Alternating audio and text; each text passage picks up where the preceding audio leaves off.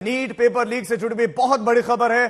पटना में जिस आरोपी को गिरफ्तार किया गया है उसने कबूल किया है, उसका कबूलनामा सामने आ गया है। हस्ता के पास उसका कबूलनामा है। आरोपी अनुराग यादव ने यह पूछताछ में मान लिया है कि उसके पास जो प्रश्न पत्र आया था हूबहू वही पेपर नीट की परीक्षा में भी आया और पेपर लीक हुआ था। उसी लीक पेपर से अनुराग यादव पेपर देने के लिए पहुंचा। उससे पहले उसने खूब रट्टा मारा, उसको हर एक सवाल पता था, उसने रट्टा मारा, जवाब तैयार किया और परीक्षा में बैठ गया। अनुराग ने माना कि उसे पेपर पहले ही मिल गया था और अनुराग यादव ये वही शख्स है जिसे पटना सरकारी गेस्ट हाउस में ठहराया गया था और इसके नाम के साथ में ब्रैकेट में लिखा गया था मंत्री जी, यानी कि मंत्री जी की सिफारिश पर यह व्यक्ति उस गेस्ट हाउस में पहुंचा रहा और रजिस्टर में बाकायदा लिखा हुआ है। और अब उसने ये कबूल किया है कि उसके पास ये पेपर पहले पहुंच गया था, परीक्षा की सेटिंग हो चुकी है। सिकंदर यादवेंदु ने उससे कहा। फिर सिकंदर यादवेंदु ने 4 मई को अमित आनंद नीतीश कुमार के पास में छोड़ा उसे। रात में नीट का पेपर उसे पकड़ाया गया और उसके बाद उसको जो है बताया गया और उसने सारा का सारा रट्टा मार लिया। ये उसका कबूलनामा है, उसे फूफा बताया गया। जो सिकंदर यादवेंदु है उसे इसने फूफा बताया और फूफा द्वारा यह बताया गया कि 5 मई को नीट की परीक्षा है, कोटा से वापस आ जाओ, परीक्षा की सेटिंग हो चुकी है। जी हां, सेटिंग हो चुकी है। मैं कोटा से वापस आ गया। 4 मई की रात में अमित आनंद और नीतीश कुमार के पास में मुझे छोड़ा गया। रात में पेपर रटवाया गया। जो प्रश्न मुझे रटवाए गए थे, जो उत्तर रटवाए गए थे, बिल्कुल परीक्षा के बाद अचानक पुलिस उसके घर पर पहुंच गई, मुझे पकड़ लिया गया। मैं अपना अपराध स्वीकार मैंने किया है, यही मेरा बयान है। मैं अपना बयान पढ़ और समझकर हस्ताक्षर कर रहा हूं। यह है अनुराग यादव आरोपी का कबूलनामा। आपको याद होगा एक प्रेस कॉन्फ्रेंस शिक्षा मंत्री ने की, पहली प्रेस कॉन्फ्रेंस, जिसमें उन्होंने नीट को क्लीन चिट दी, जिसमें उन्होंने एनटीए को क्लीन चिट दी, लेकिन बाद में फिर प्रेस कॉन्फ्रेंस की और कुछ जगहों पर खामियों की बात आई। लेकिन अब इस कबूलनामे के बाद एनटीए के पास क्या जवाब है? शिक्षा मंत्री को भी इस पर स्पष्टीकरण देना चाहिए। आदित्य वैभव हमारे संवाददाता इस खबर पर ज्यादा जानकारी के साथ जुड़ गए हैं। आदित्य, अब आप विस्तार से और सिलसिलेवार बताइए, 5 तारीख को क्या हुआ, इस अनुराग यादव ने क्या क्या कबूल किया है और क्या क्या बताया? देखिए राजीव, अगर बात की जाए इस पूरी कहानी की तो ये कहानी शुरू होती है 4 मई से, जब 4 मई को अनुराग यादव अपने 3 दोस्तों और अपनी मां रीना के साथ पहुंचा पटना और इसके लिए रहने का इंतजाम कराया था इसके फूफा सिकंदर प्रसाद यादवेंदु, जो कि वही जूनियर इंजीनियर है जिसे अपनी संलिप्तता के कारण गिरफ्तार किया गया था। तो यादवेंदु के इशारे पर अनुराग यादव के नाम पर एक कमरा बुक किया गया जिसमें सारे अभ्यर्थी और अनुराग की मां सब लोग ठहरे थे और उसके बाद वहां से उन्हें सेफ हाउस ले जाया गया। सबसे बड़ी बात यह कि ये वही सेफ हाउस था जहां उन्हें प्रश्न पत्र दिए गए और उनके साथ उसके जवाब भी बताए गए। सबसे बड़ी बात यह कि अगले दिन जब अनुराग यादव अपने सेंटर पर एग्जाम देने पहुंचा तो जो क्वेश्चन पेपर उसे मिला वो हूबहू वही था जो उसे सेफ हाउस में दिया गया था और इस बात का जिक्र अनुराग यादव ने अपने कबूलनामे में साफ तौर पर किया। और सबसे बड़ी बात ये कि जहां एक तरफ आर्थिक अपराध इकाई जो बिहार की है इस बात की जांच कर रही है, एसआईटी बनाकर उसने पत्राचार किया है, एनटीए से रेफरेंस क्वेश्चन पेपर्स मांगे ताकि जो जले हुए क्वेश्चन पेपर्स के टुकड़े यहाँ सेफ हाउस से और अन्य जगहों से रेड्स के दौरान मिले हैं जिन्हें सीज किया गया है उनसे उनका मिलान किया जा सके। लेकिन एनटीए है कि कैंडिडेट्स के बारे में सारी जानकारी साझा कर रहा है, लेकिन जो रेफरेंस क्वेश्चन पेपर हो सकता है वो अब तक एनटीए की तरफ से नहीं दिया गया है। और इस सब के बीच जो कबूलनामा अनुराग यादव का आता है वो साफ तौर पर इस बात की तस्दीक करता है राजीव कि क्वेश्चन पेपर्स लीक हुए थे। अब इसके बाद बड़ा सवाल ये बनता है राजीव कि क्या सिर्फ पटना में क्वेश्चन पेपर्स लीक हुए थे या अन्य शहरों में भी क्वेश्चन पेपर्स लीक हुए थे? आदित्य, ये तो बिल्कुल सवाल उठ ही रहे हैं कि नीट कहीं ना कहीं यहाँ नीट तो नजर नहीं आ रहा है। लेकिन आदित्य, अब आप एक बात बताएं कि ये पुलिस के सामने कबूल किया है, क्या कोर्ट में भी इसने इस बात को स्वीकारा है? क्योंकि इनके पास विकल्प होता है, कोर्ट में क्या इस बात को स्वीकारा है? कोर्ट में कब इसे पेश किया जाएगा?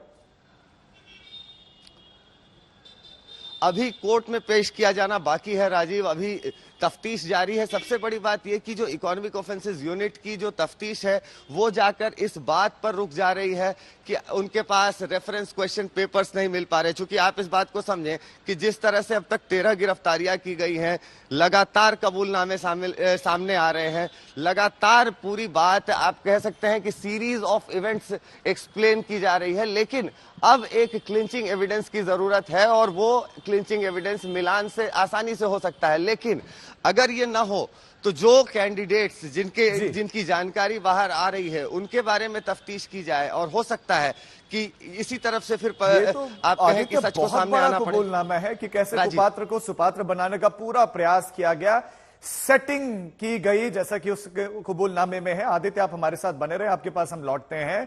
पटना में नीट पेपर लीक की चल रही जांच को एनटीए ने सिरे से खारिज कर दिया था, लेकिन नित्य नए खुलासों के बाद से अब शिक्षा मंत्रालय ने इसका संज्ञान लेना शुरू कर दिया है। कल शिक्षा मंत्रालय ने पटना की आर्थिक अपराध शाखा से रिपोर्ट मांगी है और इस रिपोर्ट के आधार पर सरकार आगे की कार्रवाई करेगी।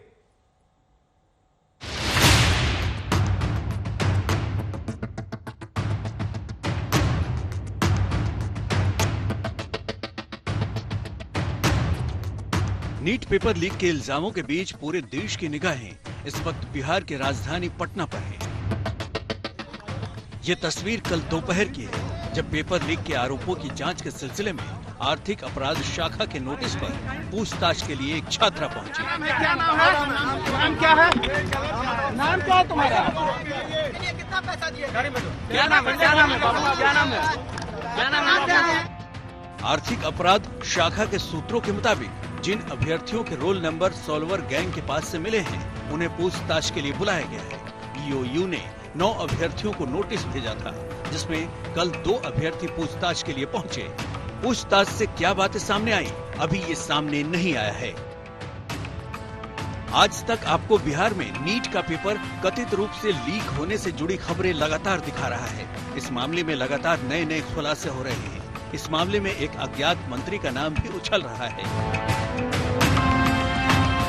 दरअसल सॉल्वर गैंग ने आंसर रटाने के लिए छात्रों को जिस सरकारी गेस्ट हाउस में ठहराया, आरोप है कि वहां की बुकिंग मंत्री की सिफारिश से हुई। आज तक की तफ्तीश में सामने आया है कि NHAI गेस्ट हाउस के रजिस्टर में गेस्ट की एंट्री जिस छात्र अनुराग यादव के नाम हुई, उसके आगे ब्रैकेट में मंत्री जी लिखा है। मंत्री जी का लेटर नंबर 420 दर्ज है। अब सवाल है कि सॉल्वर गैंग और उसके सरगना सिकंदर का मददगार मंत्री कौन है? किस मंत्री की चिट्ठी लेकर सॉल्वर गैंग ने गेस्ट हाउस बुक कराई? क्या मंत्री जी को इस धांधली पेपर लीक की जानकारी थी? क्या मंत्री जी को पता था कि गेस्ट हाउस का इस्तेमाल किस लिए होगा? NHAI गेस्ट हाउस के सुपरवाइजर को भी सुनिए कि उसने आरोपी अनुराग यादव को लेकर क्या दावा किया। पता है कि एक अनुराग यादव करके थे, उनकी बुकिंग थी यहाँ पे गेस्ट हाउस में। वो यहाँ ठहरे थे और एक मैडम थी उनके साथ जो है वो रुकी हुई थी, यहाँ N10 नंबर कमरे में थी। बस वो 2 लोग थे यहाँ पे जो है। तो अचानक से पुलिस यहाँ पे रात में आई कि यहाँ कोई रुका हुआ है। आके उन्होंने रजिस्टर वगैरह दिखा दिया हम लोगों ने, भाई हाँ ये लोग रुके हुए हैं। फिर पुलिस आई, कुछ लेडीज कांस्टेबल वगैरह भी थी उनके साथ जो है। वो जाके अपना जो है रूम में उन लोगों ने बातचीत की। हम लोगों को तब तक पता भी नहीं था क्या है क्या नहीं है। फिर बाद में हम लोगों को करीब रात में 8-9 बजे पता चला कि कोई एजुकेशन से रिलेटेड कोई मैटर है। इससे ज्यादा हम लोगों को जानकारी तब तक कुछ भी नहीं थी। देश में जिस दिन नीट का पेपर होना था, उससे एक दिन पहले ही बिहार पुलिस ने कुछ गिरफ्तारियां कर पेपर लीक का खुलासा किया था। इसके बाद जांच आर्थिक अपराध शाखा को सौंप दी गई थी। बिहार में नीट पेपर लीक को लेकर कुल 13 लोगों को गिरफ्तार किया जा चुका है। आर्थिक अपराध शाखा इस मामले में अब तक 60 से ज्यादा लोगों से पूछताछ कर चुकी है। नीट इम्तिहान आयोजित करने वाली संस्थान NTA पेपर लीक के आरोपों से इनकार कर चुकी है, लेकिन अब सरकार ने बिहार की आर्थिक अपराध शाखा से जांच रिपोर्ट तलब की है। इस रिपोर्ट के बाद सरकार नीट पर आगे कोई फैसला लेगी। पटना से आदित्य वैभव के साथ आज तक ब्यूरो।